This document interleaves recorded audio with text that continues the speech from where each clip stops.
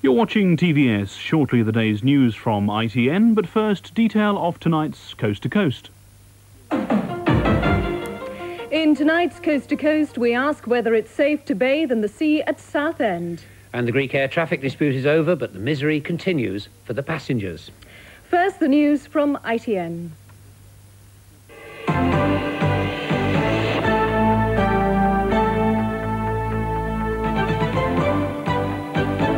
The news at 5:45 with Alastair Stewart. All 21 on board are rescued as oil rig helicopter ditches in the North Sea. Rover deal in jeopardy. British Aerospace aren't happy with Europe's ruling. 9 soldiers injured as the IRA breach army security in Europe again. And not getting away from it all, more trouble at Britain's airports.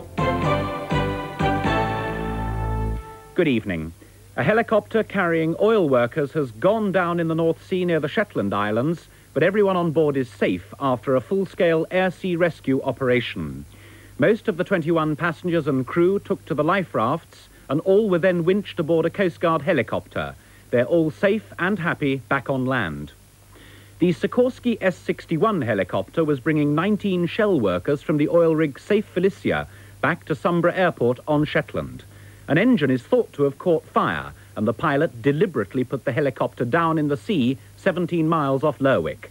Everyone on board is now safe at Sombra.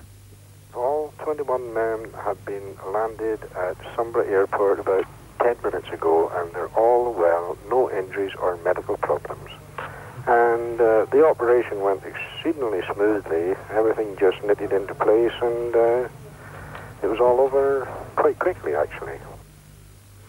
Tonight, other crew of oil workers go on, due back on a different rig, have refused to leave Sombra until the cause of today's accident is established, and the helicopter company has launched an inquiry.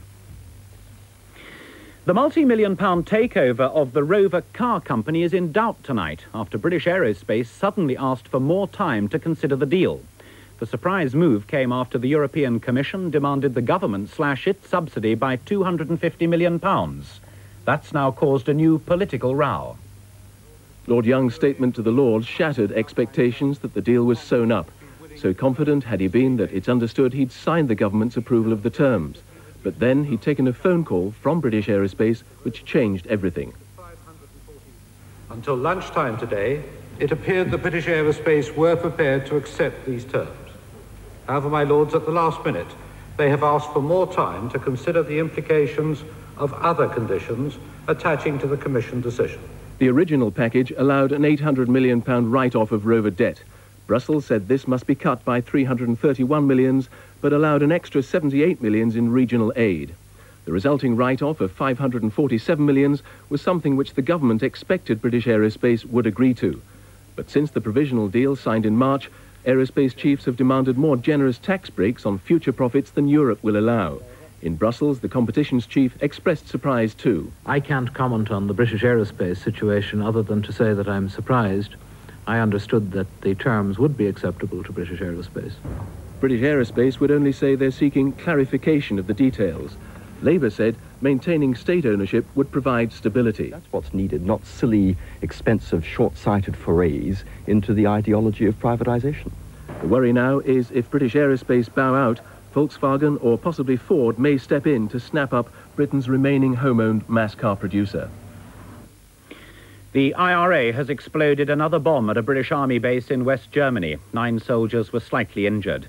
It's another major security headache for military chiefs, for the bombers were able to cut through a wire fence to get to Glamorgan barracks in Duisburg. The escaping terrorists then opened fire on a police patrol car.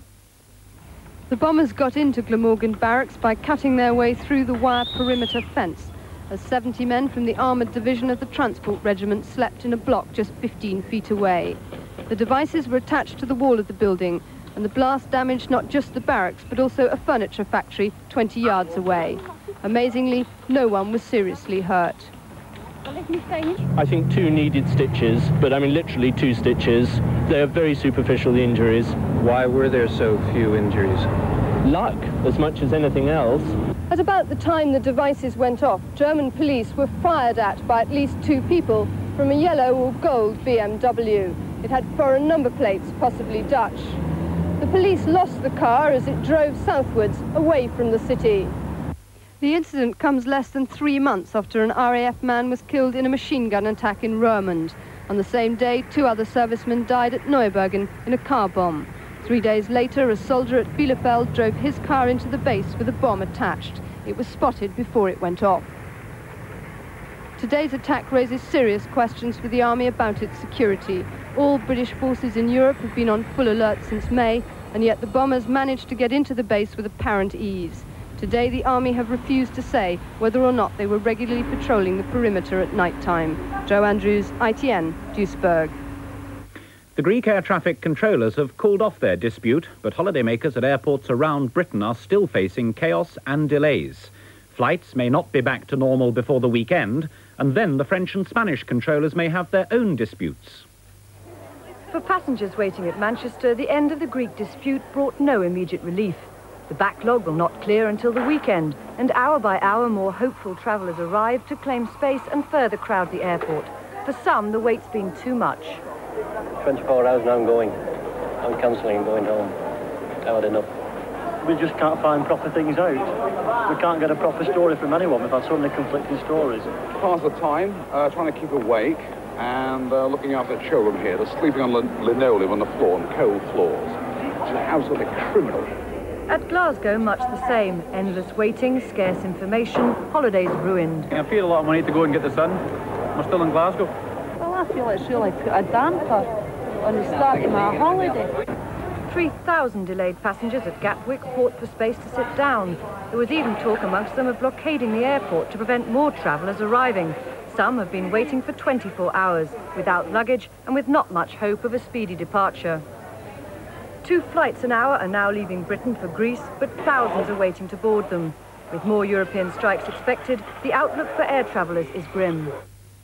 The Greek government has ordered tighter security on holiday ferries after the terrorist attack on a cruise ship in the Aegean. Passengers will now be searched before they board, and there'll be security guards on the ferries. Day trippers, following in the footsteps of those ill-fated passengers who took the City of Porus excursion, are now being met by higher-profile Greek security. Cruise passengers are being searched more thoroughly, since the latest conjectures suggest the terrorists boarded the ship virtually unchecked, and that this suspect, photographed on the vessel, may have concealed a machine gun in his rucksack. The new Greek theory is that the terrorists might have discarded their weapons and explosives and jumped ship, were picked up as survivors, and then slipped away in the confusion. The authorities admit their immediate priority was to save people in the water before attentions were turned to those responsible.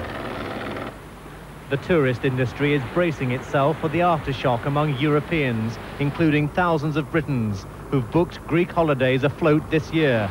Ironically, the Achille Lauro, hijacked by terrorists 3 years ago, was one of the cruise boats in port. And the Greeks now hoping to reassure holidaymakers that what happened to the city of Poros won't be repeated, say the government has the power, the will and the means to make Greece safe. Brent Sadler, ITN, Athens. A Scottish church minister has paid tribute to the brave harvesters of the North Sea who lost their lives in the Piper Alpha disaster. She was comforting relatives at the first of the victims' funerals in Aberdeen. Also today, some survivors who are recovering from severe burns have spoken for the first time about their battle to get off the blazing platform. Aberdeen Royal Infirmary's specialist burns unit was swamped with injured on the night of the disaster. They're all now making good progress, though some will need further skin grafts. But as they come to terms with the physical injuries, they're all still haunted by the memories of how they escaped the flames on the rig that night. It was just one total mighty... I'll never be able to describe it as long as I live. But words can't describe it, but it was just a massive...